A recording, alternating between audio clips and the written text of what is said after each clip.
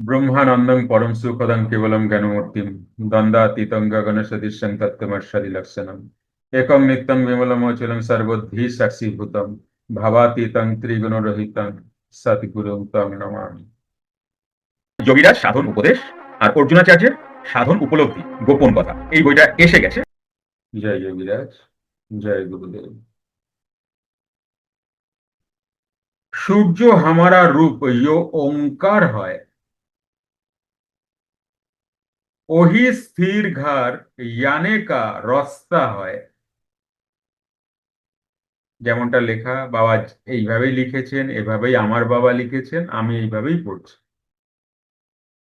আত্মসূর্যই আমার রূপ। তাহলে আমি কে? আত্মসূর্য। এখন আমি কে? মন। আত্মসূর্য কি? যাহা কূটস্থে দেখা যায়। এখানে একটা সূর্য আছে, বাইরেও একটা সূর্য আছে। এখানে সূর্যটা ঢাকা সাধন করে দেখতে হয়, আর বাইরের সূর্য জন্মানোর পরে দেখতে পাই। যা ওখানে আছে তাই এখানে আছে। রাধা কৃষ্ণ বাইরে আছে, রাধা কৃষ্ণ ভেতরেও আছে। কালা চাঁদ বাইরে আছে, কালা চাঁদ ভেতরেও আছে। নারায়ণ বাইরে আছে, নারায়ণ ভেতরেও আছে। কালী বাইরে আছে, কালী ভেতরেও আছে। যা যা তুমি জানো বাইরে দেখো তাই ভেতরে আছে। তাই যেদিনকে তুমি ভেতরে আসবে সেদিনকে অ্যাকচুয়ালি তোমার জীবন শুরু হলো।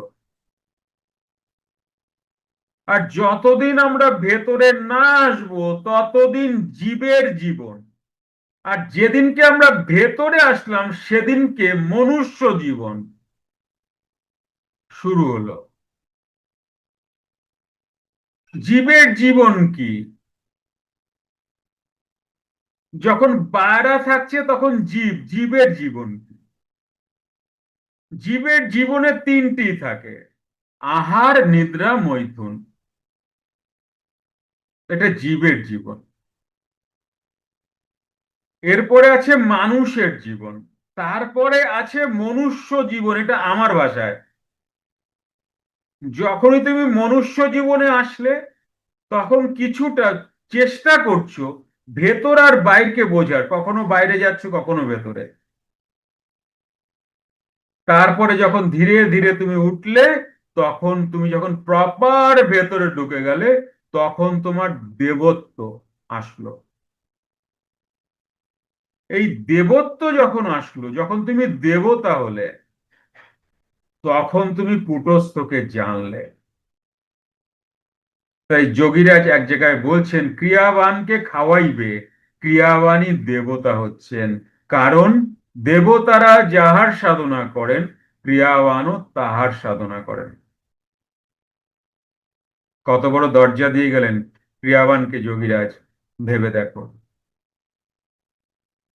দেবতার আসনে বসিয়ে গেলেন।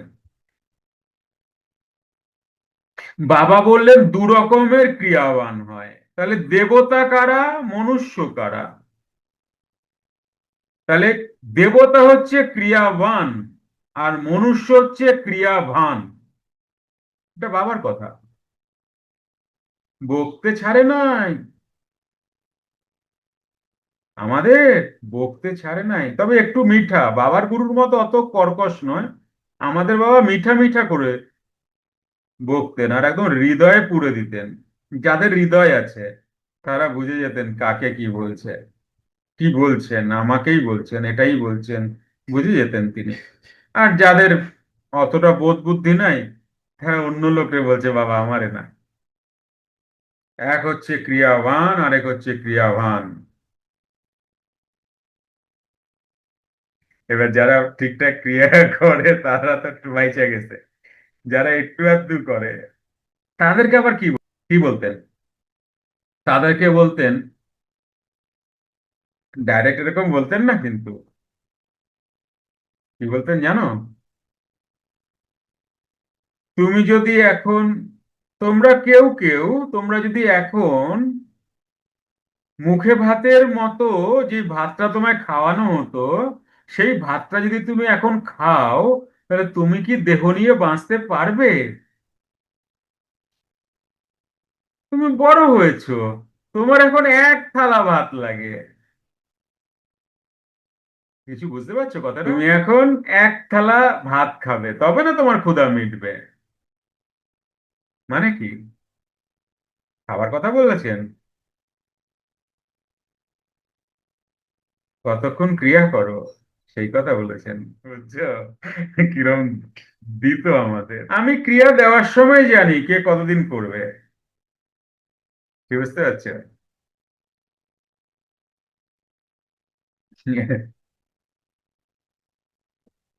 আমার বাবার বকা তো খাও নাই, যারা সেন্টিমেন্টাল তারা বুঝতে পারবে। মানে যারা সূক্ষ্ম বকাতে বোঝো তারা বুঝতে পারবো যে কি দিয়ে দিল।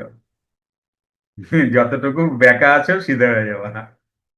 যুক্ত ক্রিয়াযোগ, সুষুম্না অন্তর্মুখী প্রাণায়াম, সম্ভাবী মহামুদ্রা, কপালভাতি শিখতে চাইছেন? প্রতি সপ্তাহে মঙ্গল, বুধ ও বৃহস্পতিবার রাত ৮টা থেকে ৯টা অবধি জুম অনলাইনে নিজের বাড়ি বসেই শিখতে পারবেন। যোগাযোগ জ্ঞানী গুরু কমিউনিটি। Phone number 9903680146।